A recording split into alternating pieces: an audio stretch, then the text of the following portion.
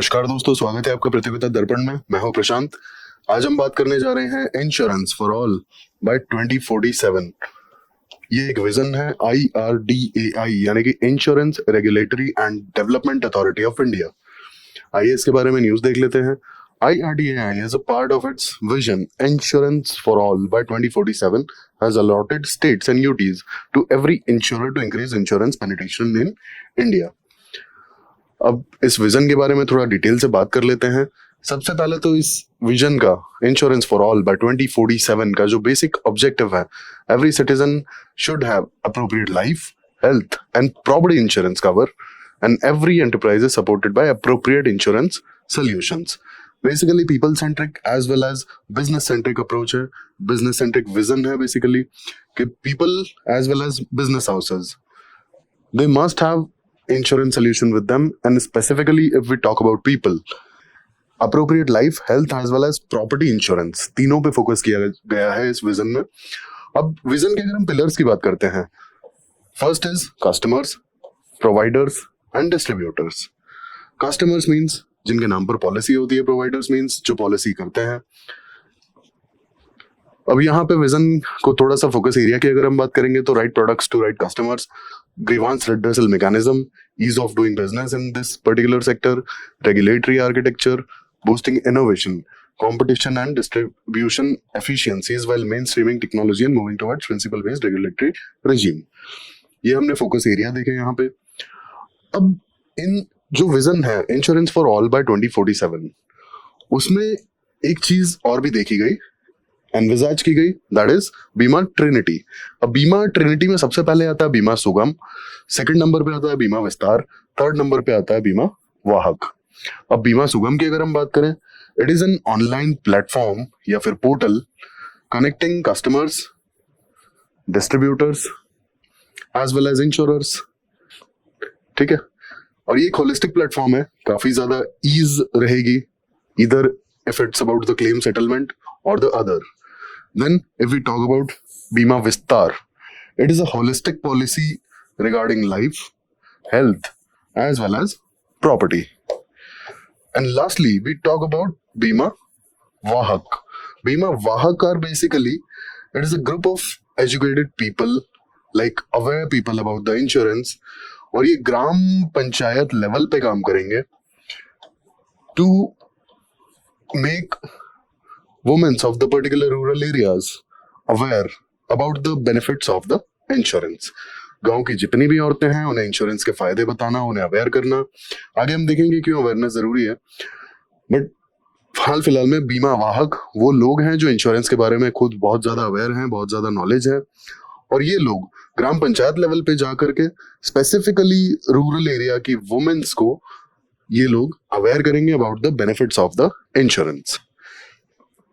अब insurance sector की अगर हम बात कर लेते हैं तो इंडिया में जो बेसिक इंश्योरेंस सेक्टर है उसके डेटाज हैं। इकोनॉमिक सर्वे 22-23 बताता है कि इंश्योरेंस डेंसिटी इंडिया में 2001 में 11.1 USD थी, जो कि 2021 में 91 USD है। अब पेनिट्रेशन की अगर हम बात करेंगे तो इंडिया में इंश्योरेंस पेनिट्रेशन 3.76% था 2019 और 2020 में, जो कि बढ़ के 2020-21 में 4.20% हो गया, और यहाँ पे काफी अच्छी ग्रोथ देखने को मिली। इसके बाद लाइफ इंश्योरेंस पेनिट्रेशन 2021 में 3.2% है इंडिया में, जी it is almost twice as high as the emerging market. Emerging market से almost double penetration and slightly above the global average. अब यहाँ पे एक और बहुत इंटरेस्टिंग बात जो है वो नोट करने वाली है कि प्रेजेंटली इंडिया इंश्योरेंस सेक्टर में 10th बिगेस्ट मार्केट है, जो कि प्रोजेक्टेड है कि 2032 यानी कि 2032 तक ये 6th लार्जेस्ट मार्केट बन जाएगा। तो ये हमने स्टार्ट्स की बात की। अब हम चैलेंजेस को डिटेल से डिस्कस कर लेते हैं कि इंश्योरेंस सेक्टर में क्या चैलेंजेस हैं। अब इंडिया में अगर हम चैलेंजेस की बात करें तो सबसे पहला तो आता है लोअर अडॉप्शन रेट। यहाँ पे सबसे बड़ा इशू है कि लोगों में अवेयरनेस सब बहुत बड़ा इशू है, जिस कारण से अडॉप्ट नहीं करते हैं लोग, अवेयर ही नहीं है। अगर हम स्पेसिफिकली रूरल एरियाज की बात करेंगे तो small chunk of people are having life insurance cover. ठीक है, मेजोरिटी तो मतलब like health insurance as well as property insurance तो एग्जिस्ट ही नहीं करता है, मतलब not in real sense, but बहुत ही छोटी तादाद में, बहुत ही कम तादाद में लोग प्रॉपर्टी या फिर हेल्थ इंश्योरेंस लेते हैं। और पर्टिकुलरली रूरल एरियाज में अगर देखा जाए तो बहुत बहुत थोड़े से लोग लाइफ इंश्योरेंस जरूर ले लेते हैं, property as well as health insurance लोग अवेयर ही नहीं है। It's all about awareness. Secondly trust की भी बात आती है। रूरल एरियाज की अगर हम स्पेसिफिकली बात करें तो they don't trust insurance, insurance पर ट्रस्ट ही नहीं करते हैं। दे डोंट इवन बिलीव कि अगर ऐसा कुछ होता है in case of any mishap you will get money, like जो भी आप प्रीमियम पे करते हैं तो उस पर आपको आपका पैसा रिटर्न मिलेगा जो भी आपके डैमेजेस हैं उसके लिए। Then lack of product innovation. अब लैक ऑफ प्रोडक्ट इनोवेशन का बेसिकली यहाँ मतलब ये है कि जितनी भी इंश्योरेंस प्रोवाइडर्स कंपनीज हैं उनके प्रोडक्ट्स जो है मोर और लेस सिमिलर ही हैं, मोर और लेस लिटरली सिमिलर हैं।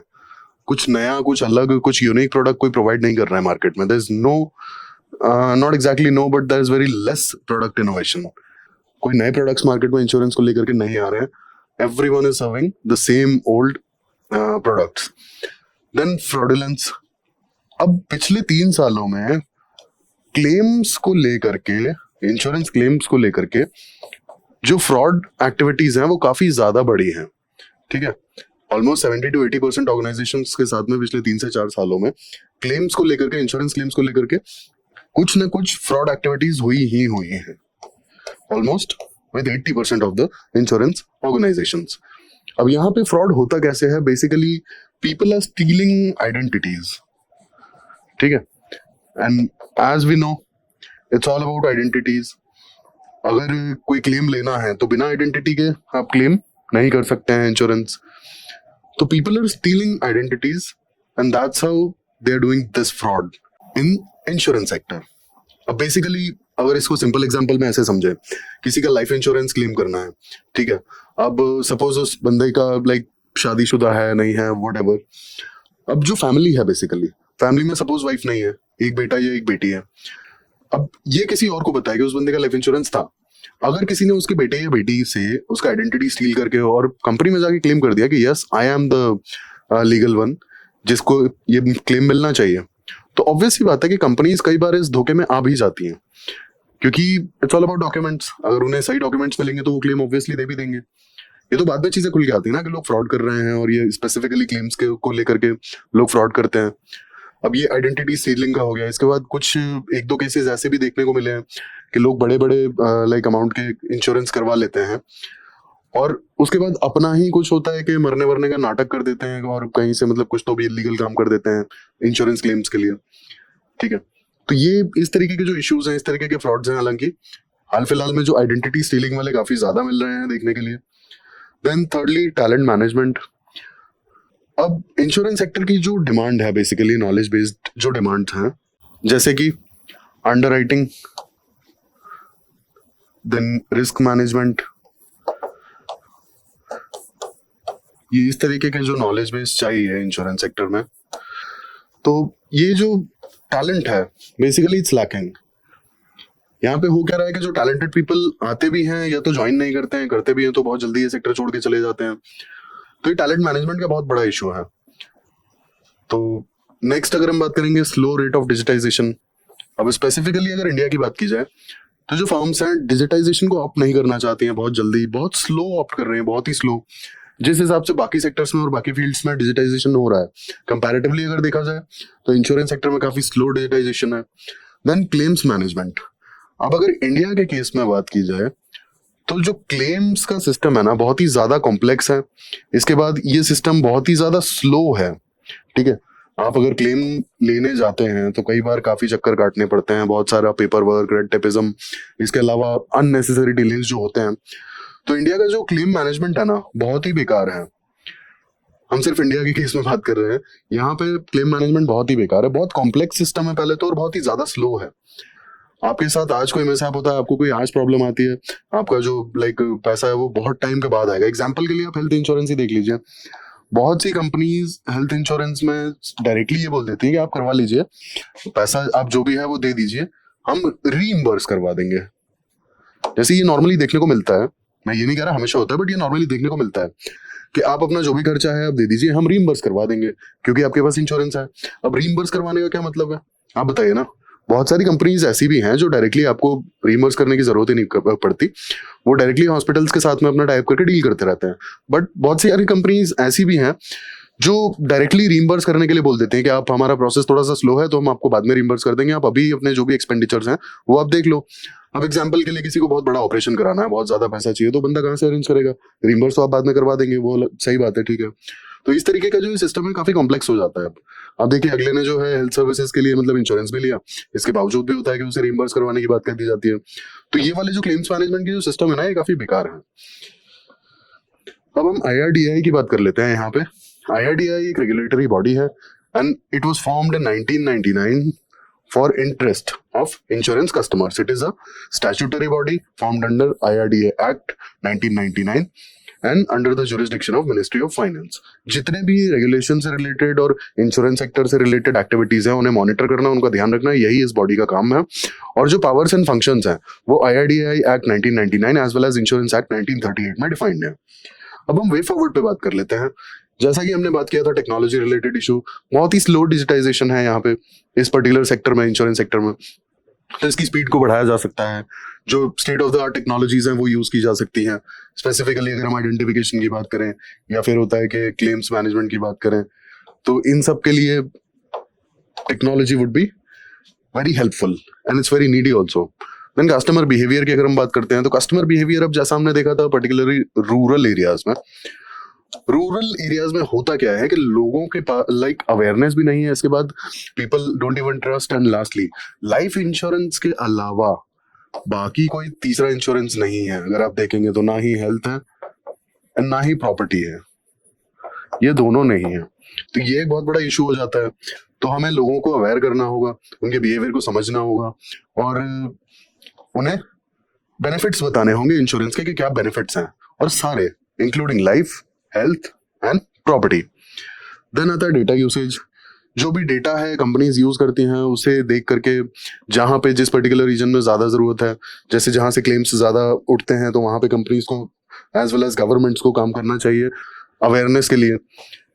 कि जहाँ पे एग्जाम्पल के लिए आप ले लीजिए जैसे कोस्टल एरियाज है, टाइफून्स वगैरह और साइक्लोन्स वगैरह आते हैं, तो वहाँ पे जो डैमेज और जो क्लेम्स हैं वो काफी ज्यादा हैं, और नहीं भी हैं अगर, तो ऑब्वियस सी बात है कि वहां पे इंश्योरेंस पेनिट्रेशन ज्यादा होना चाहिए, क्योंकि ये तो हर साल का है ऑलमोस्ट। आई मीन जो साइक्लोन्स वगैरह हर साल ही आते हैं। स्पेसिफिकली अगर हम बंगाल उड़ीसा की बात करें तो ऑलमोस्ट हर साल ही बे ऑफ बंगाल में कोई ना कोई साइक्लोन बनता है, और यहाँ जो स्पेसिफिकली उड़ीसा और वेस्ट बंगाल का जो कोस्टल रीजन है वहाँ पे डैमेज काफी ज्यादा होता भी है। तो इस डेटा को हम यूज करके इंश्योरेंस पेनिट्रेशन कहाँ पे जरूरी है, जो पर्टिकुलर वल्नरेबल एरियाज हैं वहां पेनिट्रेशन पे फोकस कर सकते हैं। Then simplify claims management. जैसे कि हमने देखा था कि बहुत ही ज्यादा complex as well as slow है क्लेम्स का जो भी सिस्टम है, तो इस क्लेम मैनेजमेंट के सिस्टम को काफी सिंप्लीफाई करने की जरूरत है और स्पीड बढ़ानी होगी। क्लेम्स जल्द से जल्द मिल सके, लोगों का जो ट्रस्ट है वो जीता जा सके, और पैसा अगर आप टाइमली देते हो तो ऑब्वियसली लोग ज्यादा ट्रस्ट करेंगे। अब जब जरूरत है तब अगर आप कह रहे हैं कि रिइंबर्स कर देंगे, then it's a question mark on the claims management system. Then fraud. अब जो आइडेंटिफिकेशन का सिस्टम है, एक particular state of the art identification system ही इस फ्रॉड को रोक सकता है। एग्जाम्पल के लिए बायोमेट्रिक्स और ये सारे, और जो भी मतलब आपके बेनिफिशियरी हैं उनका आधार लिंकेज और ये सारे एक्शंस ले करके हम इस फ्रॉड को भी रोक सकते हैं। कोई आइडेंटिटी छीन सकता है, चुरा सकता है, लेकिन बायोमेट्रिक्स कोई नहीं चुरा सकता। आधार की ये सबसे बड़ी खास बात है। Then digitisation across the value chain. तो ये हमने देखा वे फॉरवर्ड, IRDAI के विजन की बात की, इंश्योरेंस फॉर ऑल बाय 2047, और इंडिया में इंश्योरेंस सेक्टर के क्या हालात हैं वो जाने। ऐसे इंफॉर्मेटिव वीडियोस के लिए हमारे साथ जुड़े रहिए। Thank you, thanks for watching.